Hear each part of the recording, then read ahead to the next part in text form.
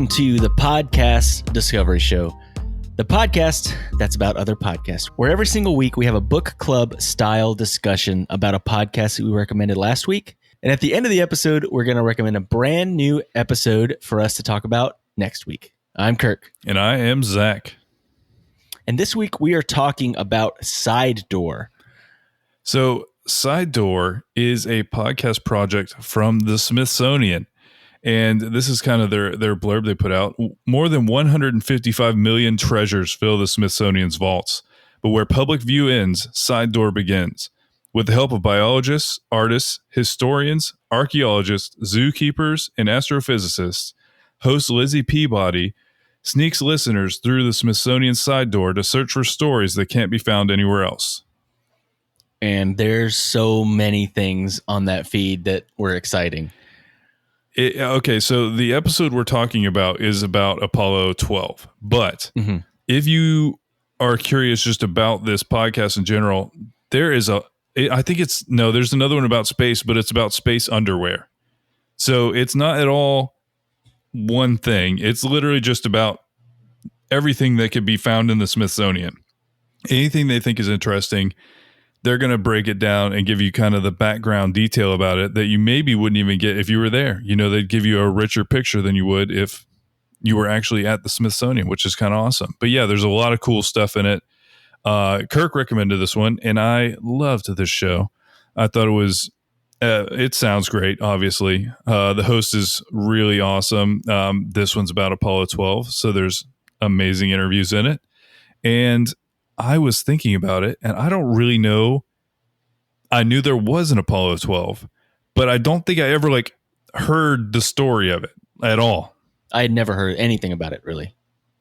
There's a good point. You know, it's overshadowed by its younger brother, Apollo 11, that made it to the moon, the first man on the moon with, Neil Armstrong and all that. And then you have Apollo 13, which was the tragedy.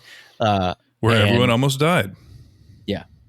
And so, Apollo 12 just gets kind of swept under the rug. It's the middle child that no one really talks about. It was the boring one out of the three, and it wasn't even that boring, which we find out in this episode. It's actually a fascinating mission. And honestly, it was so cool to learn about it. Yeah, after hearing some of the stuff about this, I want to see the movie about Apollo 12.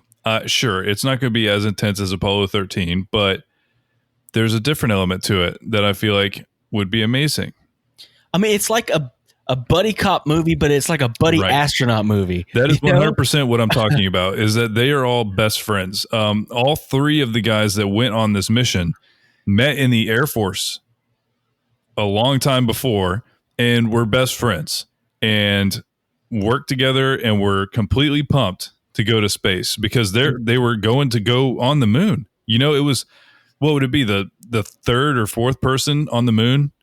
And so they were going on another legendary journey, but they were going with their two best friends who were also astronauts. And it's hilarious because they kind of give you a little bit of their personalities throughout this. And so there was several of them were funny. You can even hear them as everything's going on because NASA allows the use of all of their media for educational purposes pretty much across the board. So there's even some clips that we'll play for you right now, essentially, that you can hear not just what someone is telling you what was being said. You can literally listen to their comms, to their radio as they're going through all of these things. But it's really cool that they will play the clips of these guys because you can hear them goofing off with each other. Yeah. You can hear them laughing and just being funny. And honestly, the one part that I heard it and I was like, this needs to be a movie, is the 3 gold Corvettes. All 3 of these guys had matching gold Corvettes, and they would apparently race them down the runways. And they would I just got this mental picture of 3 astronauts appearing at some diner, and they all have gold Corvettes, and they just pull up together. Dude, I was listening to a podcast. I don't know if it was like This American Life or something like that, but they were doing a deep dive of the beginning of NASA in Canaveral area. And it was it was such a cool, like at the beginning of, that time when NASA was like brand new there and all that, they were like rock stars, and they would like have pool parties and stuff at all these hotels and junk. And it sounded like crazy lifestyle. I mean, three guys with matching Corvettes, and they had their like their position in the mission on the Corvettes, like commander, pilot, and module pilot and stuff like that. So there was three guys. There was Pete, who was the commander. There was Richard Gordon, or Dicky, as Pete liked to call him.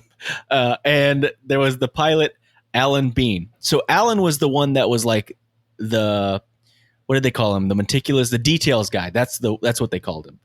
He was all about the details. He wasn't as showboaty as these other two guys, but the other two guys, they were very, they said that Alan or Pete in particular loved to cuss and tell jokes, and they're a little bit raunchy and funny guys. Like I said, it was literally like a buddy cop story, but for astronauts. And I got some stuff that they didn't even mention in the show that I want to talk about in a minute. That's just definitely proves that. It was like three best friends. We're like, hey, three best friends. Let's go to space.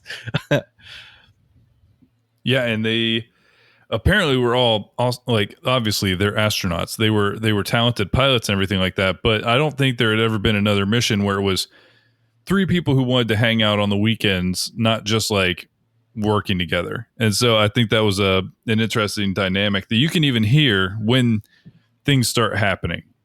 Because Apollo 12 was very nearly as bad of a story as Apollo 13, where it was very nearly a disaster. Or they almost didn't even make it into orbit, and the reason is because all of a sudden something happened. There was this noise, and then all of a sudden all of the alarms and lights showed up that were completely wrong, but they were saying everything in the ship was failing. And at first they had no clue what it was.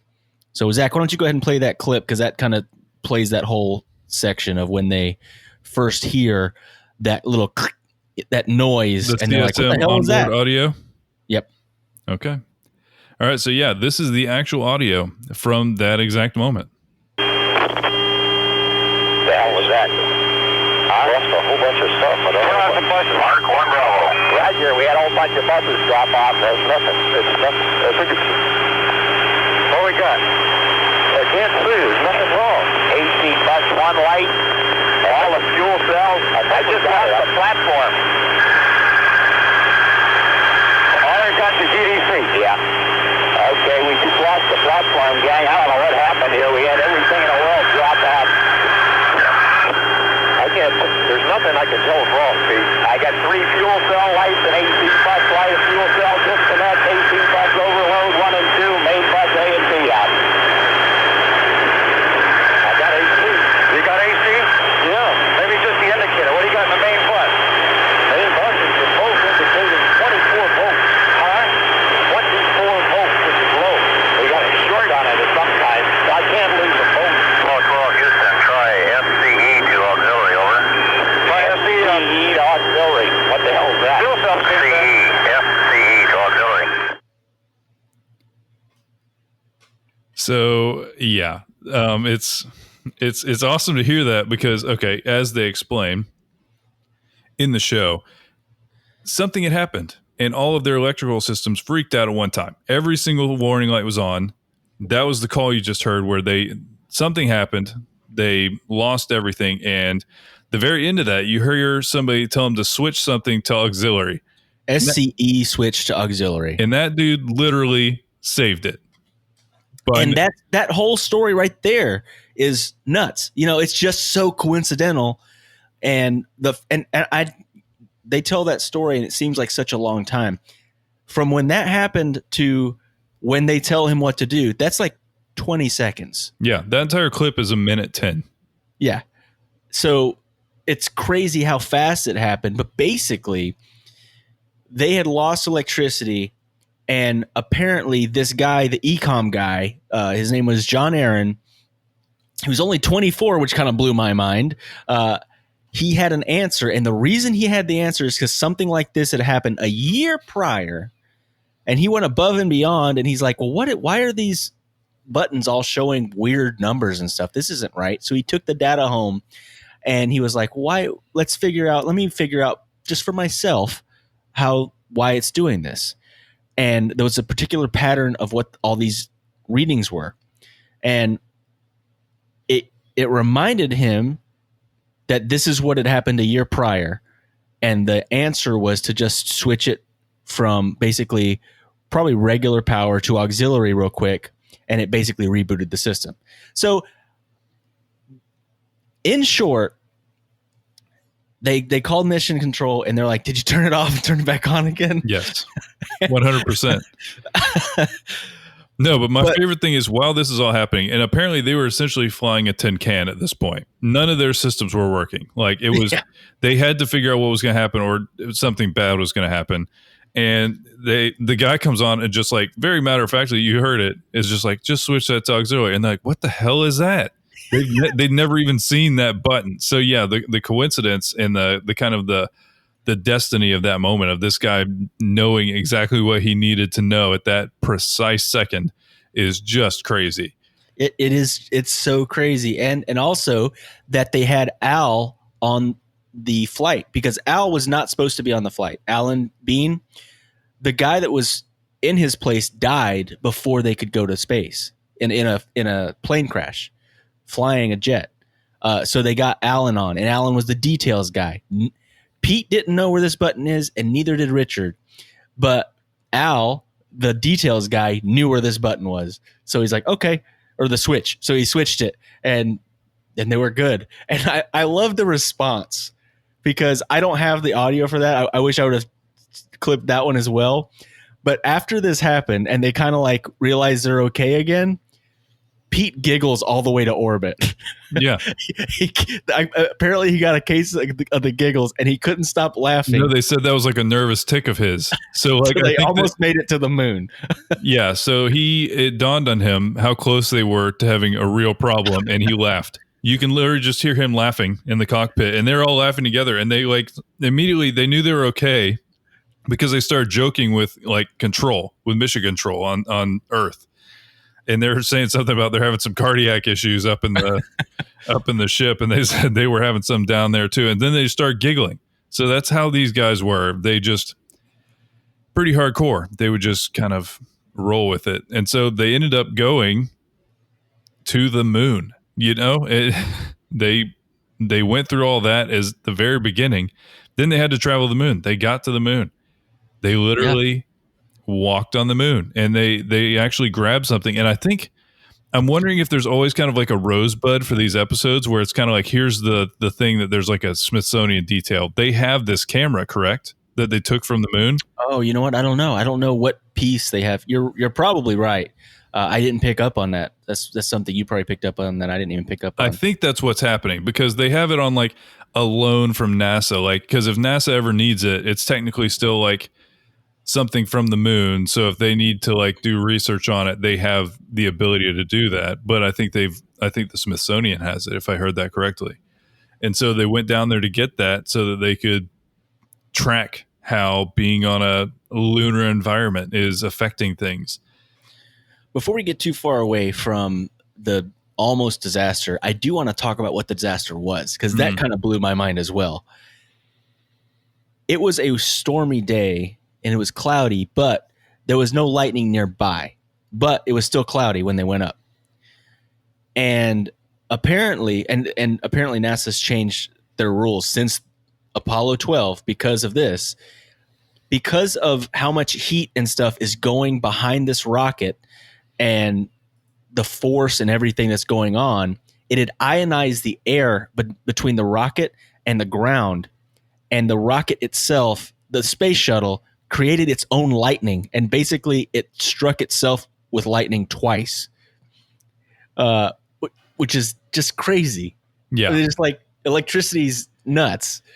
Yeah. And I mean, he explained it just very matter of factly. They're like, oh, yeah, it ionized all the air behind, and I was like, okay, Yeah, that I didn't realize that could be a thing where you just make your own lightning by flying a spaceship through the air. But they're going so fast that it does that. But yeah, But that was crazy. The reason that they lost electricity was they got struck by lightning twice. Not even that they got struck by lightning; they created their own lightning. I thought that was crazy. Yeah, no, and it's cool that literally NASA is prepared for that now because of this. So it's a cool thing.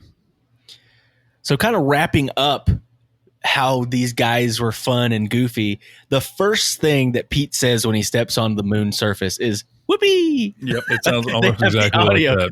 It's like a small child, and he's like, "Whoopee, I'm here at the moon." Is that the audio you sent to me too? No, I don't have that. I don't have that audio. The other one is, it was when they were first landing. They actually didn't have that audio on the stuff that I was being able to find. But what's the lunar landing one? You can go ahead and play that right now. It's just when they first were about to land and they're so excited. Oh, okay. Landing Pete, outstanding, man. After arm on, beautiful. He got that. The book turned over. Okay, we're in hot shape, Houston. We're in real good shape. Roger, Pete. Engine stop, you pushed it. Yep, roll. Both control, both auto. Both auto. The engine command over auto. Cool. Yeah, so he clearly is very excited they're about to land on the moon, which is crazy to think about. I just wanted that clip because you can hear kind of the excitement in his voice. They're just like so happy that they made it. But yeah, and then he tells a joke as soon as he gets on the moon, and the joke is it's so cheesy, but it's great because he's a short guy, and he says that may have been a small one for Neil, but it's a big one for me. Talking about his big steps because he's a short guy. And I was doing a little bit of extra research, and they didn't mention this in the show, but apparently that wasn't an off-the-cuff comment. In fact, which to me makes the story even better, Pete had made a bet with a reporter that he would say that as the first words when he stepped on the moon, that he would say that joke for $500. And the reporter's like, "No, you won't." And he's like, "Yes, I will." And he did. It does say in here that he never got his $500. Oh, that was my next question. Is like, what did he get back? He's like, "You heard it on the news, right? You heard it on TV. Where's my $500?" Some interesting facts that I found as well that they didn't mention on the show was this was supposed to be the first color pictures or video, taken from the moon. And shoot, which one was it? I'm trying to figure out which guy it was. Richard had the camera and he was walking it to the place they were going to put it, and he accidentally pointed it towards the sun, like the lens, and because they weren't on Earth, it immediately burned up the inside of the camera. So it didn't work. So we don't have any video from. It's funny to think about, but you would never think about that. Like literally, this lens can never point towards the sun or it will fry it. There's no atmosphere. Yeah, that's wild. Also, another interesting thing: Alan Bean smuggled a camera timer, a self timer, so that he could take a selfie on the moon. So because that wasn't part of the plan. But he brought a timer. They had a camera, but he brought a shutter timer so that he could take a picture of the group. No, but didn't he destroy the camera? No, that was a different camera. Oh, okay. That was like a video camera, a color video camera. Oh, okay. And I have to read this because this is great and it's hilarious. As one of the many pranks pulled during the friendly rivalry between the all-Navy prime crew, the all-Air Force backup crew of Apollo 12 managed to insert into the astronauts' lunar checklist. So this is in their checklist that they have to go through when they're in space on things they need to do. Reduced sized pictures of Playboy playmates. Surprising Conrad and Bean when they looked through the checklist flipbook during their EVAs. What's even better, I guess there's layers of this joke. So not only is there checklists got Playboy bunnies in there, but they did it strategically for the different things that were on the checklist. So appearing in Conrad's checklist were Angelina Dorian, Miss September with the caption, "See any interesting hills and valleys?" Reagan Wilson, Miss October, putting preferred tether partner, referring to a special procedure that would require the sharing of life support resources. The photos in Bean's cuff checklist were Cynthia Myers, Miss December, saying, "Don't forget, describe the protuberances." Describe the protuberances. Oh my God. And and Leslie something, Miss January, survey her activity. The pun of the surveyor, which was the rover that was on the moon. I mean, that is next level trolling, honestly. It's hilarious because that's a joke that wouldn't even happen until they were on the moon doing their like things that they were supposed to do for science. No, and that didn't in any way stop them from doing that. It just gave them extra incentive. But it's Check just the protuberances. Check the protuberances. Oh man. No, that is amazing. But it kind of just really wraps up the whole story of these guys being, just best friends going on this epic adventure to space. To the moon. Like, yeah, it is incredible. And honestly, this show is great. Let me read you some of the other episodes they have on this show, because there's really no telling where it's going to go. And this is season 5, so they have a lot. But just from season 5, Outer Space Underwear, The Last Man Who Knew It All, The Milkmaid Spy, an episode about Harriet Tubman. There's one about when Hawaiians began to be able to vote. There's one called Appalachia Goes Beijing that just the title alone makes me want to check it out. So they have a ton of really cool stuff. And if you're at all interested in kind of interesting history type podcasts, so it's not really dry at all. It's really an entertaining show and a lot of really cool subjects. It's a great one to check out. Yeah, I listened to about 3 episodes so far, and this was the one that I was like, man, I didn't know anything about this mission, and I think that everyone should learn about it because it's awesome. Yeah. But I want to talk about the Smithsonian for a minute because I know it's museums and stuff like that, but I didn't really know anything else about it. So I went on their website, and it gives a little bit of their background. The Smithsonian Institute is the world's largest museum, education, and research complex. It has 19 museums and a national zoo. And it was founded in 1846 with funds from the Englishman James Smithson. According to his wishes, under the name of the Smithsonian Institute, an establishment for the increase and diffusion of knowledge. We can continue this honor and this mission and invite you to join us in our quest.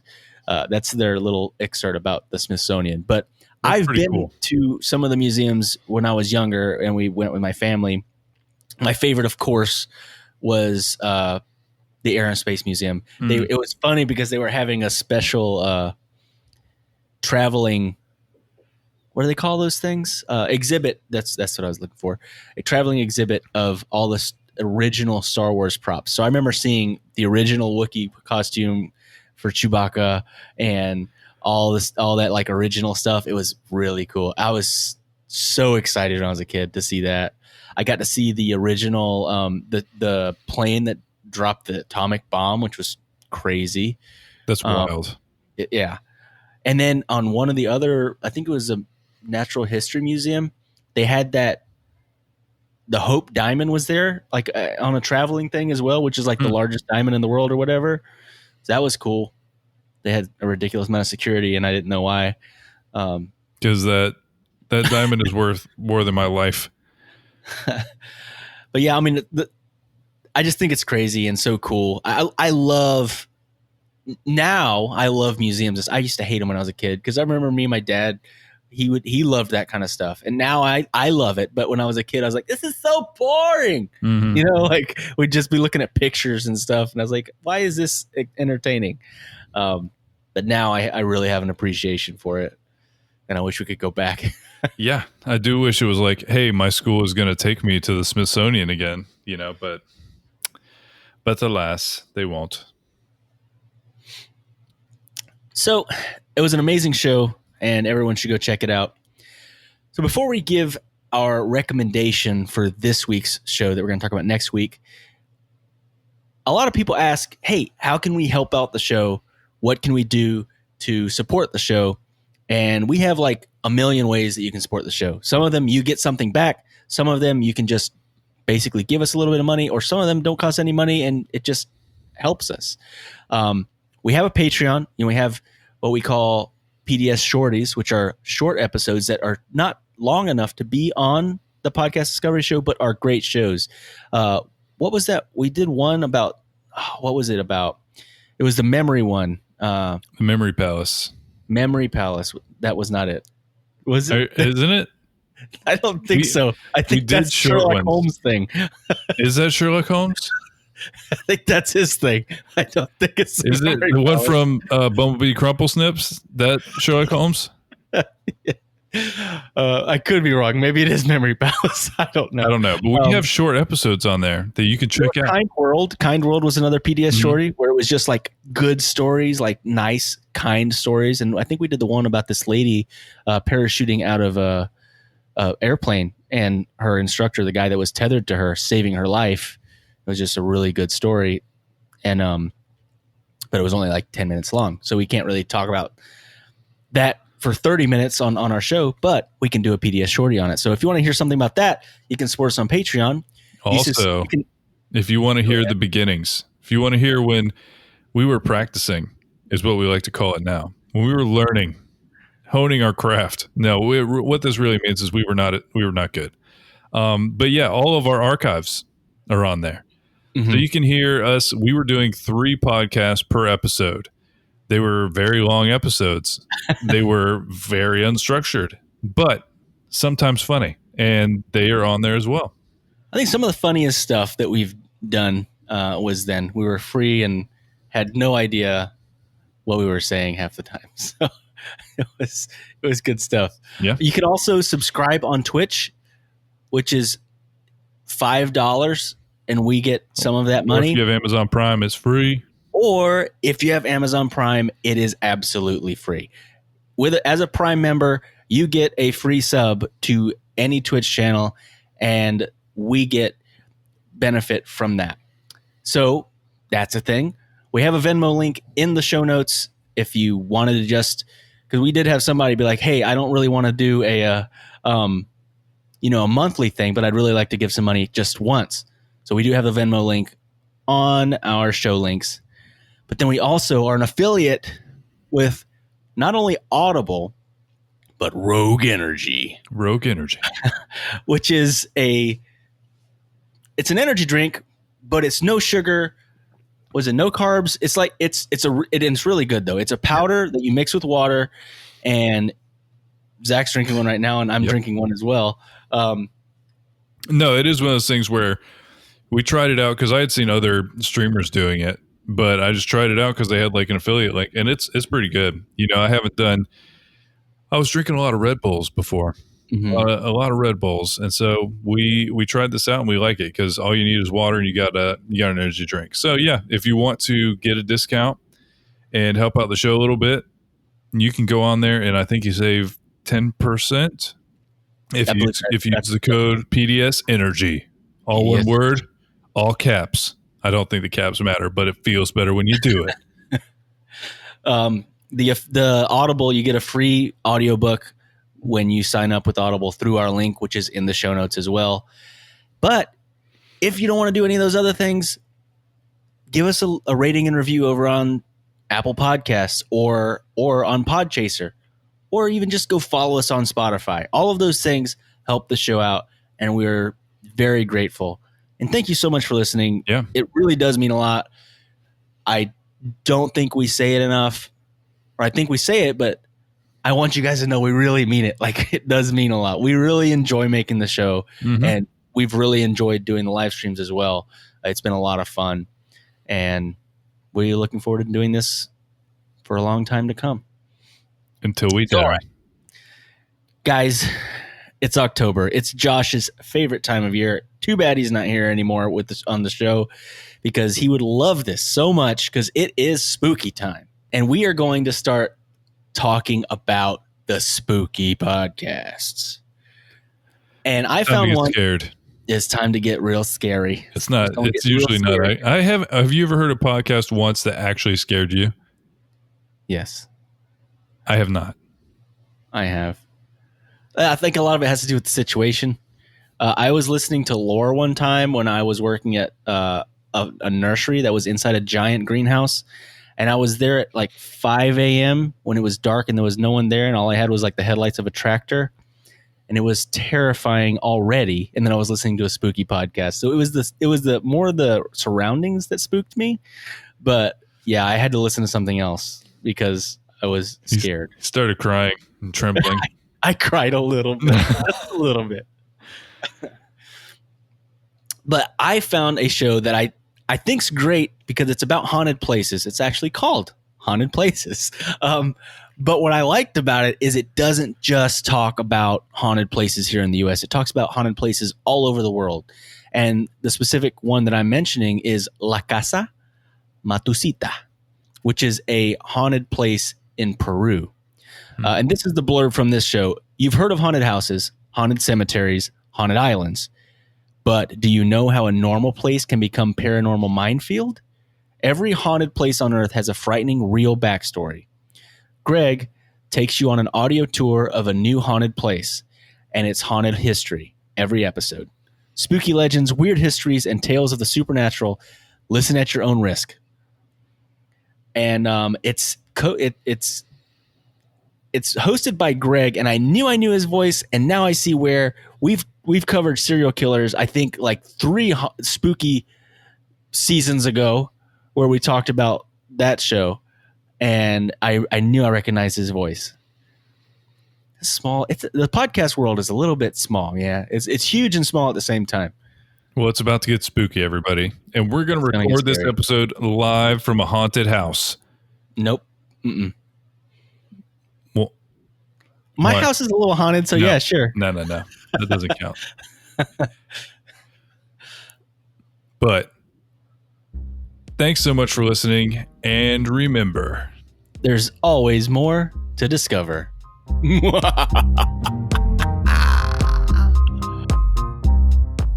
Thank you for listening to the Podcast Discovery Show.